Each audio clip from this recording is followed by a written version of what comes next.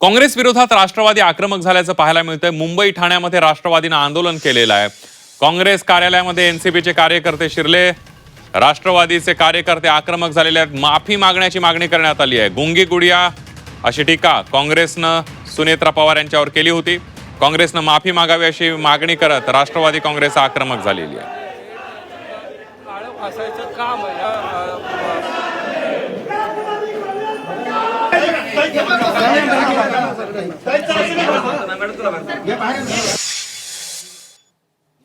आमचं म्हणणं हेच आहे, ज्या काँग्रेस पक्षाच्या एक्सपोस्ट वरून सुनेत्रा वहिनीला गुंगी म्हणून हिनवण्यात आलेलं आहे, हर्षवर्धन सपकाळ साहेबांनी माफी मागावं हे आमचं म्हणणं आहे। त्याबद्दलची माफी मागावी। जर त्यांच्यामध्ये सुधारणा झाली, आमचं भांडण काँग्रेसशी नाही। ज्यांनी कुणी ट्विट केलं, ज्यांनी कुणी पोस्ट केली आहे, त्याच्या विरोधात आम्ही आज या ठिकाणी करतोय।